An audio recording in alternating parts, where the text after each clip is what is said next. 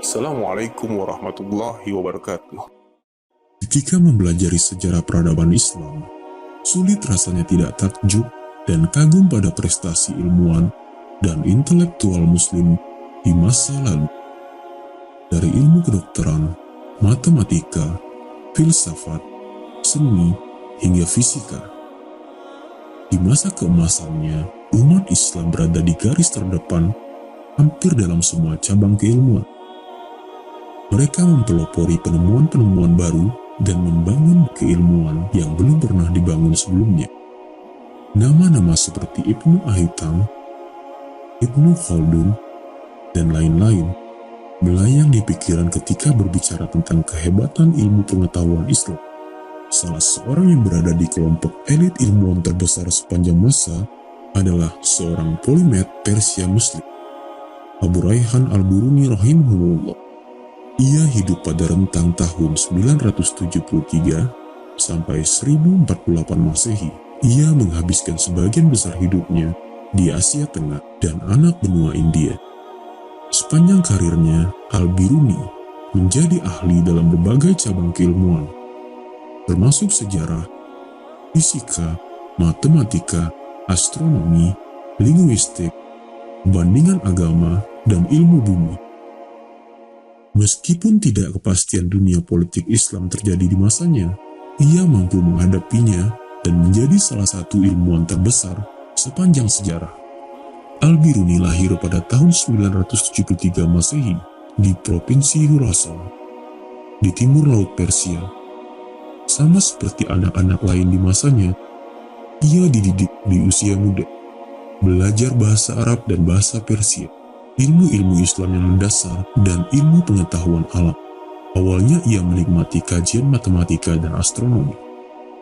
Di kemudian hari, ia menjadi seorang spesialis dalam dua bidang ilmu ini.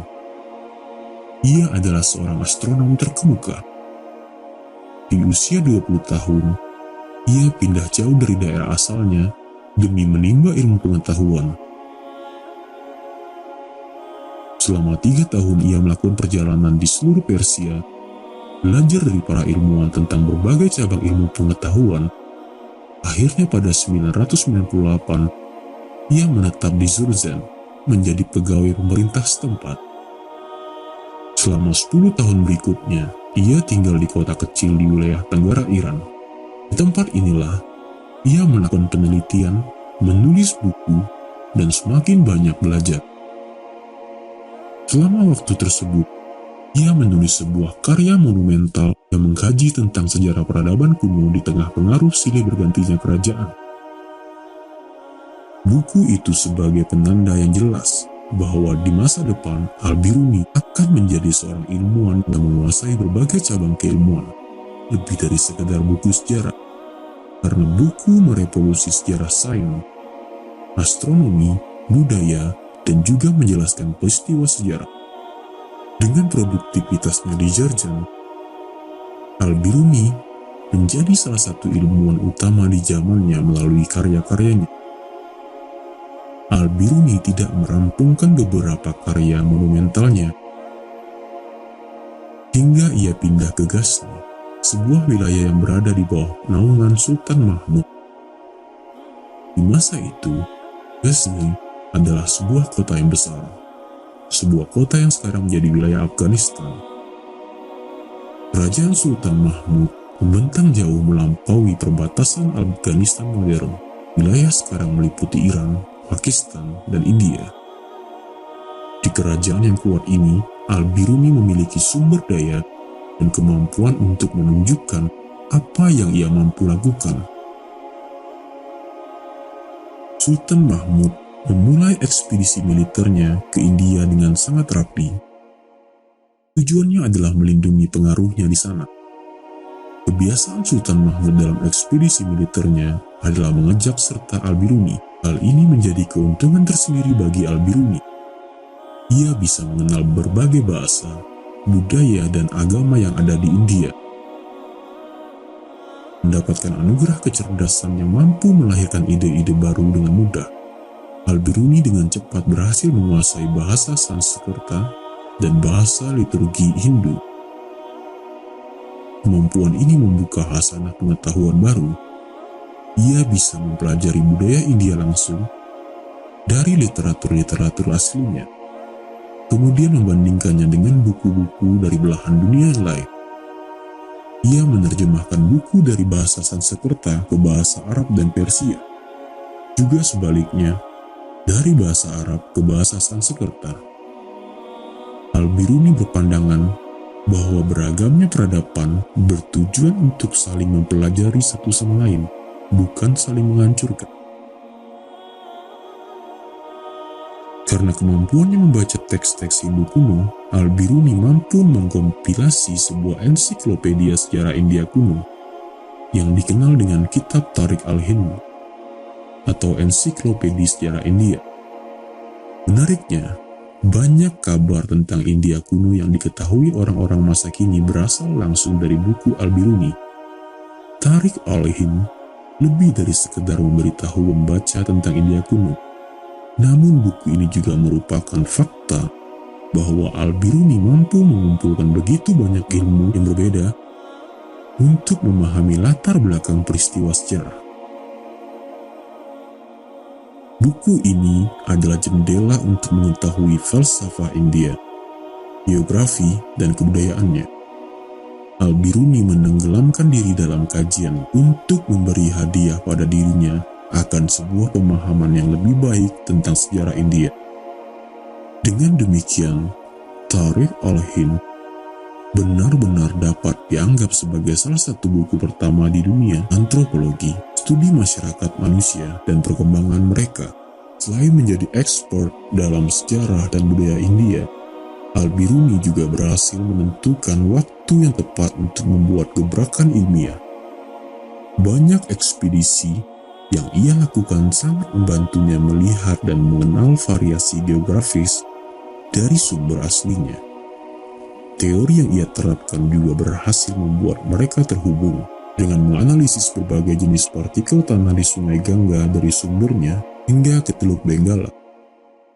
Al-Biruni merumuskan teori tentang erosi dan bagaimana proses terjadinya pembentukan tanah, terutama mencatat peran air dalam proses ini. Dalam kajian studi terkait, ia menemukan fosil-fosil kuno hewan laut di pegunungan yang memutus wilayah Hindia dari seluruh wilayah dunia, Himalaya. Tampaknya tidak mungkin bahwa siput dari laut terdalam, kerang, dan yang lainnya melakukan perjalanan ribuan mil ke daratan hingga ke kaki gunung.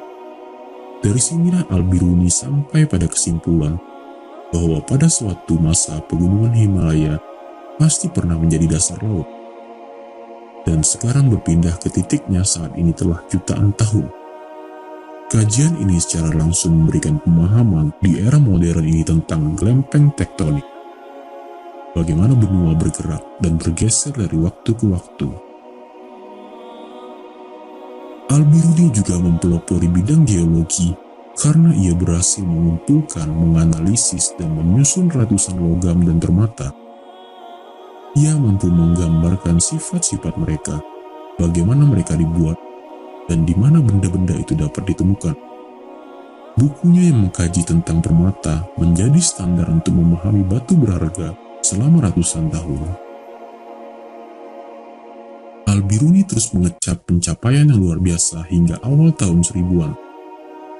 Ia melakukan penelitian di bidang-bidang seperti bagaimana bumi berputar pada porosnya, bagaimana sumur dan sumber-sumber air membawa air ke permukaan, menggabungkan statika dan dinamika ke dalam studi mekanika, mencatat garis lintang dan bujur dari ribuan kota sehingga memungkinkannya untuk menentukan arah kiblat setiap kota, meneliti sifat optik dari bayangan yang berguna untuk menghitung atau memperkirakan kapan masuk waktu sholat-sholat yang 5 waktu, membuat pemisahan atau diferensiasi astronomi ilmiah dari astrologi tahayul. Selama 75 tahun masa hidupnya, Al-Biruni berhasil merevolusi banyak tradisi keilmuan.